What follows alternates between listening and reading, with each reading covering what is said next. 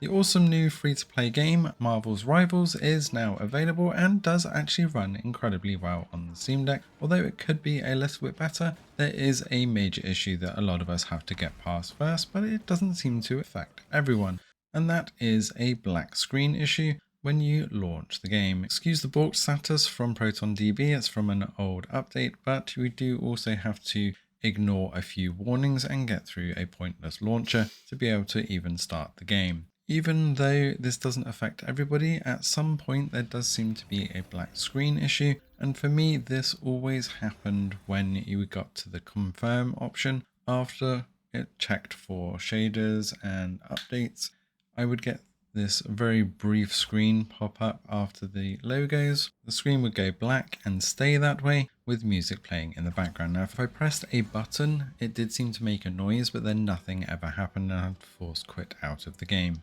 So don't press anything when this happens. Instead, hold the Steam button for the mouse shortcut and wiggle the right trackpad to show the mouse, and then use the R2 as the mouse click button, and that should snap it out of that black screen and give you the accept terms and use policy. Again, use the mouse to click that. You might be able to use the touchscreen to do it at that point, but I did use the mouse, and then you'll get to the title screen and you won't have any issues with startup from that point forward. It will just go straight to the normal start screen and you won't see that black screen anymore. So now you're in game and you can actually dive in. Settings wise, I have gone with XeSS again, as this does seem to give the better performance and quality overall. It defaults to Epic TSR balance and frame generation on. I also recommend to turn frame generation off, and I'll show you why in a minute. But overall, bringing the super resolution sharpening down to 40. Intel XeSS quality isn't quite good enough at this point. I do have to drop it to balance in a little while and you'll see. But running with the quality settings, keeping everything else on low at this stage, gets us around 40 to 60 frames per second, depending on what's going on. But when the battles get really intense, especially with lots of effects going off, it does dip under the 30s, keeping that XeSS on quality mode.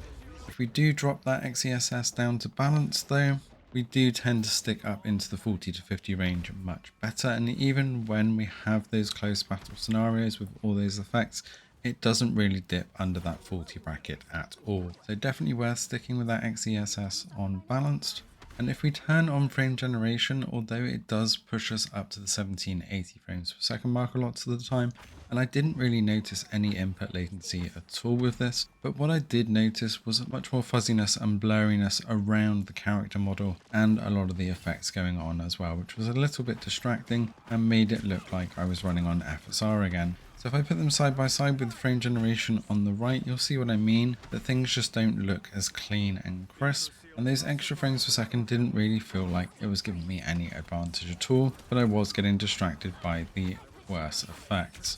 So I don't recommend having frame generation on. Keep XeSS on balance with everything on low, and you can probably push that terrain quality up to medium to make it look a little bit nicer without much of a performance hit either. This is still early days though. I expect some patches on this which is going to really improve things, but it's a great start for Marvel's Rivals and I really look forward to playing this a lot more.